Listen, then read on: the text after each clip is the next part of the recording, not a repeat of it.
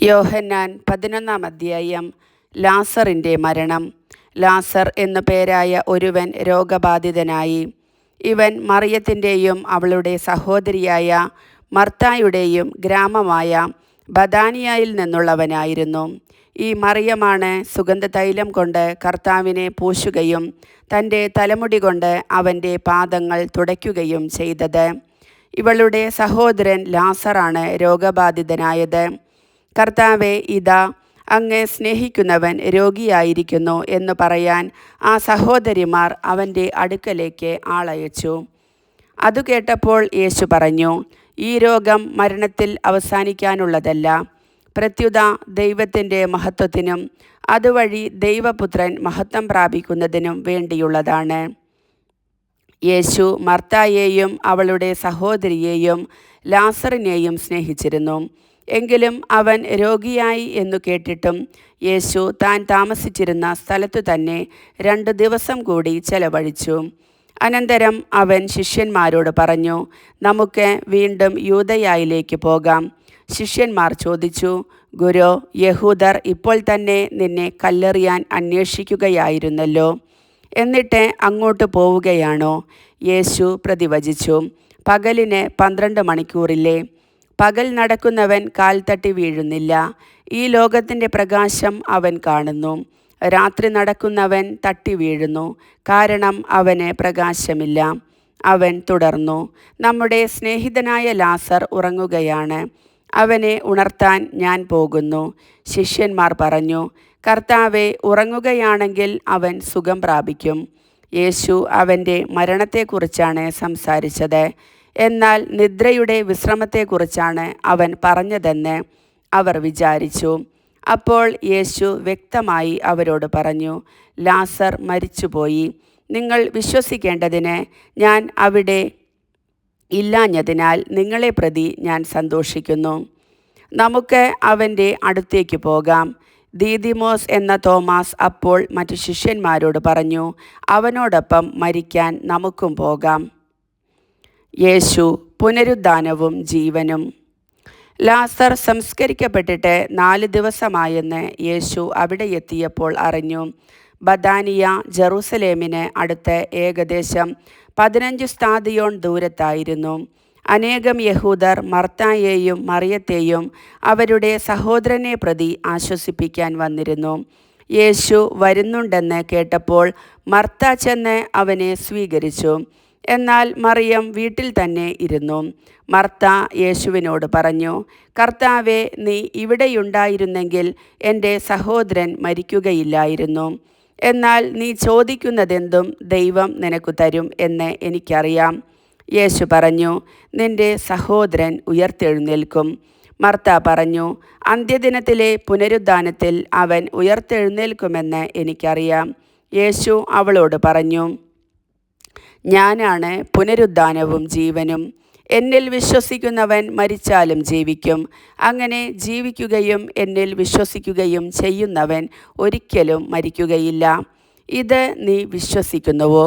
അവൾ പറഞ്ഞു, ഉവ്വ് കർത്താവേ, നീ ലോകത്തിലേക്ക് വരാനിരുന്ന ദൈവപുത്രനായ ക്രിസ്തുവാണെന്ന് ഞാൻ വിശ്വസിക്കുന്നു.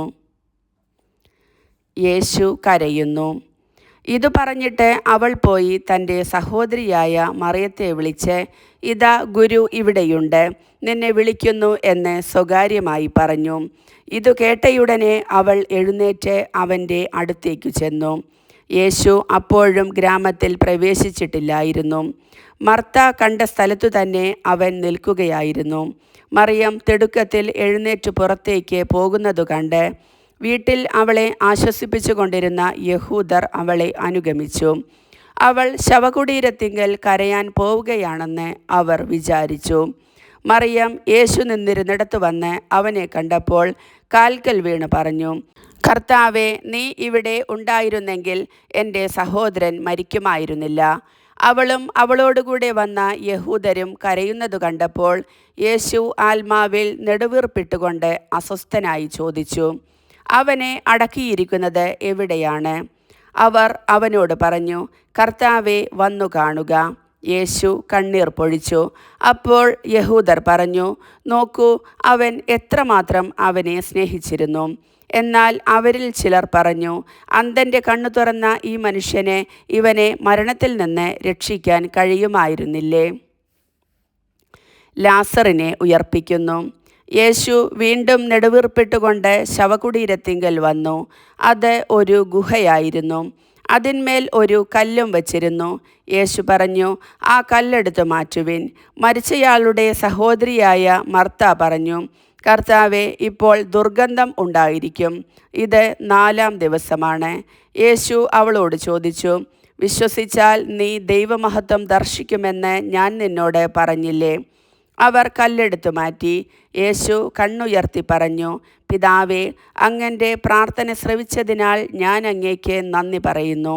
അങ്ങ് എൻ്റെ പ്രാർത്ഥന എപ്പോഴും ശ്രവിക്കുമെന്നും എനിക്കറിയാം. എന്നാൽ എന്നെ അയച്ചത് അവിടുന്നാണെന്ന് ചുറ്റും നിൽക്കുന്ന ജനം വിശ്വസിക്കുന്നതിനു വേണ്ടിയാണ് ഞാനിത് പറയുന്നത്.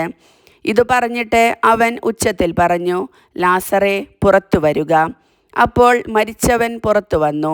അവൻ്റെ കൈകാലുകൾ നാടകൾ കൊണ്ട് ബന്ധിക്കപ്പെട്ടും മുഖം തുണി കൊണ്ട് ആവരണം ചെയ്യപ്പെട്ടുമിരുന്നു. യേശു അവരോട് പറഞ്ഞു, അവൻ്റെ കെട്ടുകൾ അഴിക്കുവിൻ, അവൻ പോകട്ടെ. യേശുവിനെ വധിക്കാൻ ആലോചന. മറിയത്തിൻ്റെ അടുക്കൽ വന്നിരുന്ന യഹൂദരിൽ വളരെ പേർ അവൻ പ്രവർത്തിച്ചതു കണ്ട് അവനിൽ വിശ്വസിച്ചു. എന്നാൽ അവരിൽ ചിലർ ചെന്ന് യേശു പ്രവർത്തിച്ച കാര്യങ്ങൾ ഫരിസേയരോട് പറഞ്ഞു.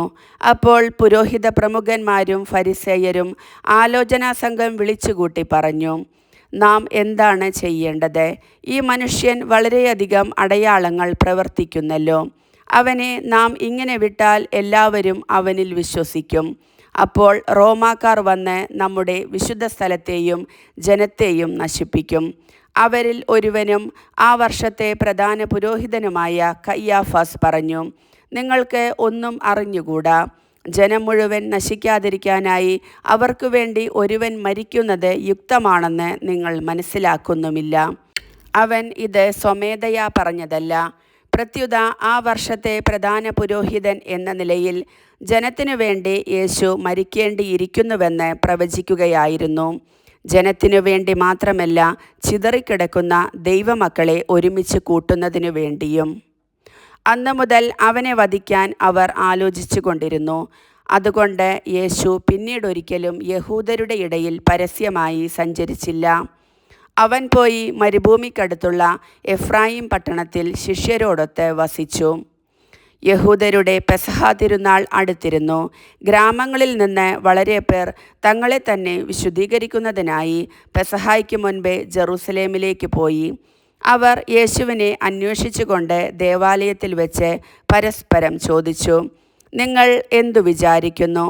അവൻ തിരുനാളിന് വരികയില്ലെന്നോ?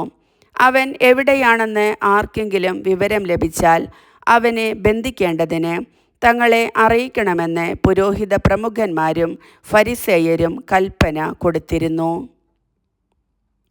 കർത്താവിൻ്റെ വചനം.